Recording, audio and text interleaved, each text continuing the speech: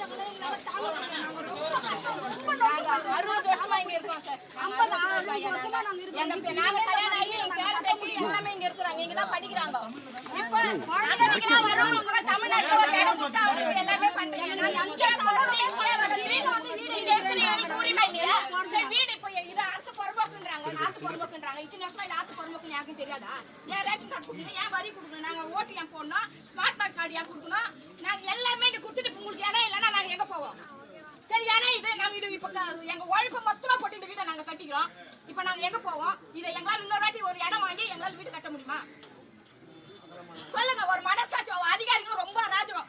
ஒரு பாவம் கூட பார்க்க மாட்டேன்றாங்க. நாங்க எவ்வளவு இந்த 2000 சரி இந்த இடம் எடுக்கிறாங்க. இந்த இடத்துல என்ன வரப்போகுது நாங்க அது கேக்குறோம். எங்களுக்கு மேல எங்களுக்கு பிரஷர் வருது. அந்த பிரஷர் யாரு? நான் ஒண்ணு சொல்ல நான் பக்கா திமுக. நாங்க பரம்பரை எல்லாம் திமுக தான். எங்க வீட்டுல இருக்கிறவங்க பணமா சொல்லுப்போம். நாங்க அரசாங்கத்துக்கு எதுவுமே எதிர்பார்க்கல. எங்களை நிம்மதியா அந்த இடத்துல எங்களுக்கு இருக்க விட்டா போதும். நாங்க ஸ்டாலின் ஐயாவே நான் கேக்குறேன். நாங்க உங்க கட்சிக்கு ஓட்டு போட்டதுக்கு நாங்க இப்படி நடுத்தல நிக்கிறோமா? நாங்க இப்ப மட்டும் இல்ல, என் பரம்பரையே திமுக. எங்க வீட்டுல யாரும் மத்த கட்சிக்கு ஓட்டு கேட்க யாரும் வர மாட்டாங்க. ஏன்னா அவங்க போன ஓட்டு போட மாட்டாங்க. திமுக அவங்கன்னு பக்கா எல்லாருக்கும் தெரியும். எல்லாருக்கும் தெரியும்.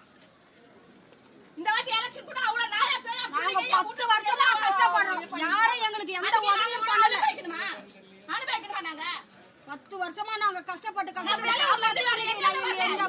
நிலைமைக்கு நிக்கிறோம். இங்கே இருக்கிறோம் நாங்க. இப்ப எங்களை வேற எங்கடா போனா புள்ளைங்க இங்க படிக்குது, நாங்க இங்க வேலை செய்யறோம். அதிகாரிகளை கேட்டா கூட நீங்க என்ன கேக்குறது, வெளியில போங்கன்னு தள்ளுறாங்க. பொறுப்பாக்கு ஆக்கிரமிப்புன்றீங்க. நாங்க அப்படி இங்க வந்ததுல இருந்து இங்கே இருக்கிறோம். அது ஆக்கிரமிப்பு. நாங்க இங்க 6 வயசுல நாங்க இங்க வந்து இன்னைக்கு 50 வயசு ஆகுது. இன்னைக்கு வெளியில போனா நாங்க எங்க போறது? ஒரு கோடி சொல்ல ஒரு இடத்து மாட்டுக்கு ஒரு பங்களா கட்டுறான், அதை போட மாட்டீங்க. ஆத்துலதான் காசு கட்டுறான். இங்க ஒரு ஆத்துல கட்டுறான், அதுக்கு ரோடு பண்றீங்களா? ரோடா? எங்க எல்லாரும் வெளியே கேட்கறதுக்கு எந்த பதிலும் சொல்ல மாட்டேன்றாங்க. போயிடுறோம். நாங்க போறோம். இந்த இடத்துல என்ன வரப்போகுது அது எனக்கு தெரியணும். என்ன வரப்போகுது? இதுல எங்க எல்லாம் காலி பண்ணிட்டு எவ்வளவு ஜனகம் உழைப்பு போட்டு வீடு வாசல் கட்டிட்டு இது இன்னொரு வாட்டி எங்களால கட்ட முடியுமா? ஒரு ஓலை வீடு கட்ட முடியாது. இப்ப இருக்கிற விலைவாசிக்கு கட்ட முடியாது.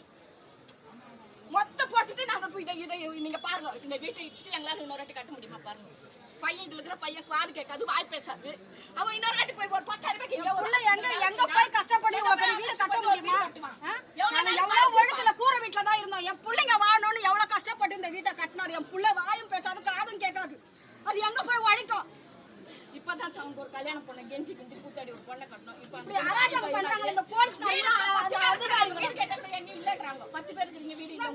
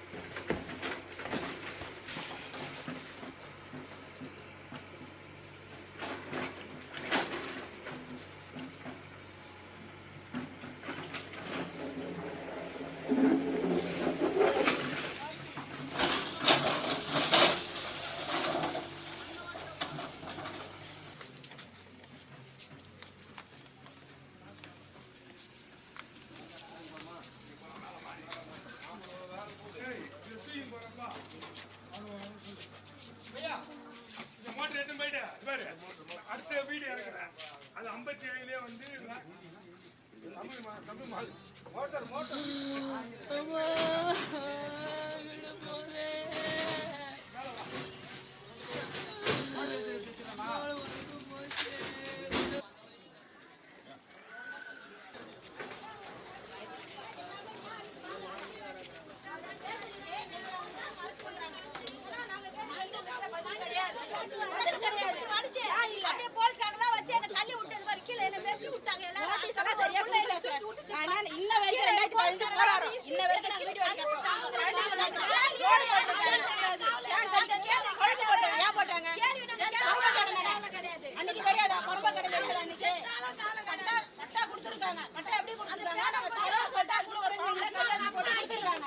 அப்படி கொடுத்தா நீங்க அவங்க அப்பா ஆட்சியில நான் பட்டா கொடுக்கறது மஞ்சா கார்டு தச்சு கொடுத்தாரு. இன்னும் வச்சுங்க தாங்கிறோம். எல்லா ஜனங்களும் வச்சுதான் இருக்காங்க. ஆட்சி முடிஞ்சிடுச்சு. இப்ப அது ஃப்ரீயா விட்டாங்க.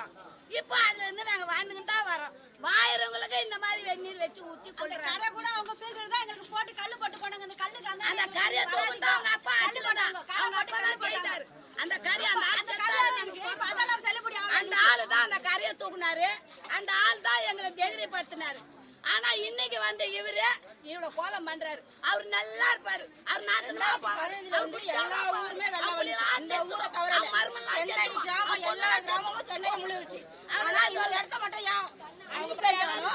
ஒரு நாள் அவ்வளவுதான். அன்னைக்கு தெரியலையா? அன்னைக்கு கவர்மெண்ட் இடமா இதை விட்டு நீங்க போக அன்னைக்கு நீ சொல்லிடுறீங்க. நாங்க போயிட்டு இருக்கோம் சந்தோஷமா. நீங்க கல்ல மண்ண சார்ந்து கூலி வேலை செய்யணும். பஞ்சம் பஞ்சமா ஒரு ஊடா உருவாக்க முடியுமா?